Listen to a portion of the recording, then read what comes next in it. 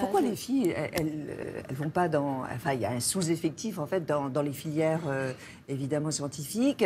Elles choisissent le social, elles choisissent le littéraire, la communication, éventuellement, mais, et les sciences. Je pense qu'on est le produit d'un certain nombre de stéréotypes. Moi, je me suis toujours interrogée sur le fait de savoir pourquoi j'étais toujours allée vers des filières littéraires, de communication, en plein cliché, et moins vers les sciences. Et ensuite, j'ai rattrapé en étant élue à l'innovation technologique au Mans. Mais je crois qu'il y a une forme d'autocensure des femmes. Est-ce que les femmes manquent d'ambition ? Je sais pas, j'aime pas blâmer les femmes en tant que telles, en tant que groupe, mais je pense qu'on doit nous apprendre et qu'on doit apprendre justement à ces jeunes générations à avoir plus d'ambition, à avoir moins de tabous avec l'argent, parce que ce qu'on observe, des études nous montrent qu'en sortie par exemple d'école d'ingénieurs, les garçons demandent des salaires bien plus élevés que les jeunes filles diplômées, alors qu'ils sont jeunes diplômés. Ils n'ont aucune expérience, il n'y a rien qui viendrait justifier, entre guillemets, cet écart de salaire, et pourtant les hommes demandent plus. On va parler de pub, puisqu'il y a 28 grandes marques qui se sont engagées à en finir donc, avec les publicités sexistes, remplies de clichés, notamment évidemment sur les femmes, la persistance des stéréotypes. Il y a Stéphane Guillon qui vous a envoyé un petit, je ne sais pas si vous l'avez lu, un petit tweet. Il vous demande ce que vous pensez de cette affiche.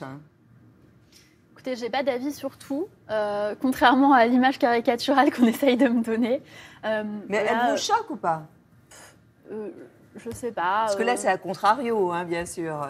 Oui, mais je crois que c'est ça qui est censé être interpellant. Je sais pas, il faudrait parler avec les gens qui ont créé cette affiche. J'imagine que mais en tant que citoyenne, vous voyez ça Non, en tant que citoyenne, je vois ça. A priori, je suis pas particulièrement choquée parce que j'ai le sentiment que c'est une forme de satire et que la volonté était d'inverser. Mais je ne sais pas, je me suis pas penchée sur cette affiche, je ne connais pas le contexte particulièrement. Vos filles, elles portent quel patronyme ? Le nom de leur père. Pourquoi ? C'est une vraie question et on ne l'a jamais posée, cette question. Moi, je trouve que c'est important de porter le nom de son père, mais c'est vraiment quelque chose d'intime et de personnel. Je suis très favorable au fait que des enfants puissent porter le nom de leur mère ou puissent porter les deux noms dans l'ordre qu'ils leur souhaitent. C'est hyper paradoxal par rapport à vous. Mais pourquoi ? Parce que je suis féministe, je suis censée être une caricature de moi-même, dans tous les clichés. C'est de conserver votre patronyme. Et de donner le patronyme du père et la mère. Avec aujourd'hui, la loi permet en fait d'avoir un patronyme composé. Je suis assez traditionnelle aussi peut-être sur certaines choses. Vous avez dit tout à l'heure que j'étais une famille méditerranéenne pour tomber dans les clichés. Non, je sais pas. On n'a même pas vraiment débattu en fait avec leur père. Ça tombait sous le sens pour lui et pour moi que les enfants avaient le nom de leur père. Mais encore une fois, c'est un choix intime et je ne jette pas la pierre à qui que ce soit. Je trouve ça très bien que des femmes puissent donner leur nom à leurs enfants. Qu'est-ce que vous pensez aussi d'une femme qui s'appelle Caroline Dupont, puis qui se marie, qui va devenir Alain Martin ? Vous voyez, elle perd son prénom et elle perd son nom. Ah oui, vous voulez dire les lettres des impôts, etc. C'est ça ? Bon, ça me choque en revanche. Là, je trouve que c'est un peu compliqué. Ça réduit vraiment les femmes à l'identité de femme d'eux. Pourquoi les hommes n'ont pas participé davantage au débat sur le harcèlement, notamment sur Balance ton porc ? C'est une vraie question très intéressante. Moi, j'aurais vraiment voulu entendre plus les hommes parce que les hommes avec qui j'ai échangé, qui sont engagés dans des associations féministes ou simplement des citoyens, ont été vraiment choqués par l'ampleur des violences sexuelles qu'ils ont pour certains découvertes. Ils ne se sont pas exprimés. Certains ne se sont pas exprimés, mais j'en parle aussi dans le livre « Le deuxième sexe de la démocratie ». Je crois que c'est difficile pour les hommes. Je ne veux pas faire ce que les féministes appellent des male tears, c'est-à-dire quand on plaint les hommes, mais néanmoins, je crois que c'est vraiment difficile pour les hommes de parler de ce sujet. Je donne 2 exemples dans ce livre de députés hommes. Un député homme qui nous a expliqué qu'après le 25 novembre, quand le président a lancé la grande cause du quinquennat, il a voulu défendre les engagements du président de la République dans les médias et que certaines télés lui ont dit non, vous êtes un homme, nous on veut une femme pour parler de ces sujets. Et un député qui a posé une question formidable sur les femmes victimes de violences et qui étaient mortes sous les coups de leur conjoint, il nous expliquait qu'après avoir posé cette question à l'Assemblée nationale, il a reçu des lettres très agressives de mouvements féministes et de femmes disant vous confisquez la parole des femmes, etc. Donc je crois que pour certains hommes, il y a une forme de on va se mettre en retrait, on ne va pas mettre le doigt dans ce débat qui a l'air assez... Mais de là à penser que c'est une guerre des femmes ? Non, moi je pense pas que ce soit une guerre des femmes, je pense pas que ce soit une guerre tout court non plus. Au demeurant, moi ce que j'observe, c'est qu'il y a des sujets sur lesquels les hommes sont en désaccord et on trouve qu'ils ont des désaccords et que c'est du débat. Et dès lors qu'il y a deux femmes en désaccord, on va dire c'est la guerre des femmes, elles se crêpent le chignon, etc. Et on va les faire monter. Au cliché. On est dans le combat de boue là. Et d'ailleurs, certains des débats autour des tribunes qui sont sortis sur MeToo, Weinstein, Balance ton porc, etc., certains débats, moi, m'ont mis mal à l'aise, où on avait un journaliste qui disait, en gros, allez-y, battez-vous, mesdames. Alors qu'on ne fait pas du tout ça pour des débats entre hommes. Les femmes ont le droit d'être en désaccord entre elles. Une femme ne porte pas la parole de toutes les femmes. Alors, pénaliser le harcèlement de rue, puisque ce sera dans le cadre d'une loi qui va être précisée. Mais matériellement, quand on y réfléchit, on y pense, bien sûr, et on en parle entre nous. Mais matériellement, comment c'est possible ?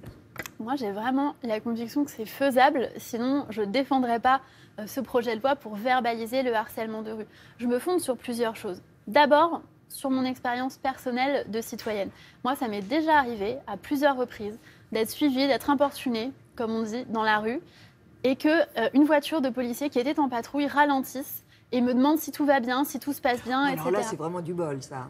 Je ne sais pas si c'est du bol. Moi, je crois que dans les petites villes, quand il y a des voitures de police en patrouille, quand on est aux abords des gares, là où il y a vraiment des policiers qui sont déployés, ça peut arriver. Mais effectivement, c'est du bol parce que ça ne fait pas, entre guillemets, parce que ça ne fait pas partie de la loi.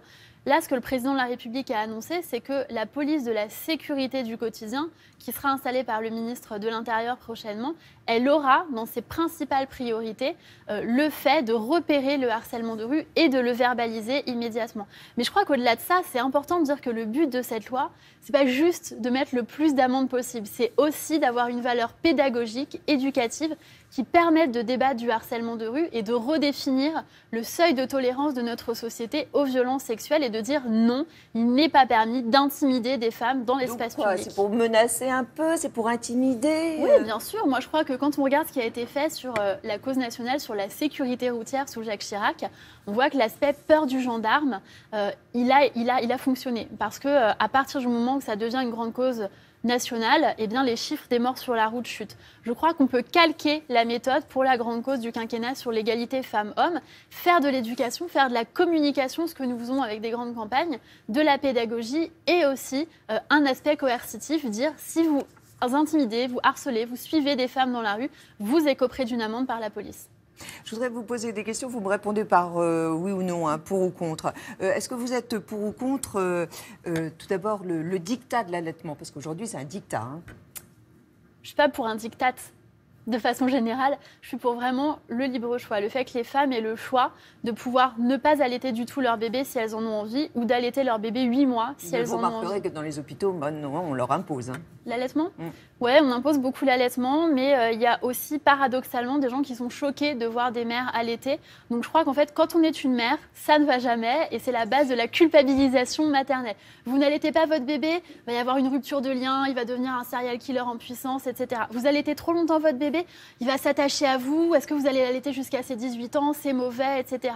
Donc c'est pour ça, suivez votre feeling, c'est ça que vous dites ? Suivez votre envie, documentez-vous et faites ce que vous avez envie de faire, pas ce que les autres et votre entourage vous disent de faire. Est-ce que vous êtes pour ou contre la Saint-Valentin ? Pour, j'aime bien les chocolats et les fleurs. Bon. Est-ce que vous êtes pour l'indépendance de la Corse ? Non, la Corse fait partie de la République. Est-ce que vous êtes pour ou contre les femmes voilées sur les plateaux de télé ? Ça, c'est un vrai débat. Très honnêtement, là, je ne saurais pas vous répondre. J'ai vu récemment qu'il y avait un débat sur le sujet.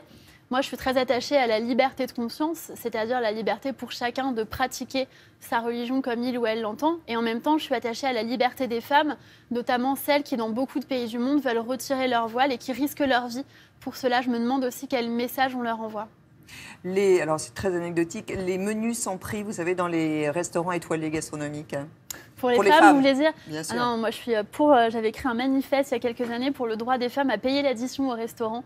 Je suis assez choquée, mais ça c'est mon côté féministe radical peut-être, pour contrebalancer le fait que mes enfants aient le nom de leur père et que je sois mariée et hétérosexuelle. Je suis assez choquée quand on tend la machine à cartes ou l'addition à l'homme avec qui je dîne ou je déjeune. Moi j'aime bien inviter les gens aussi au restaurant.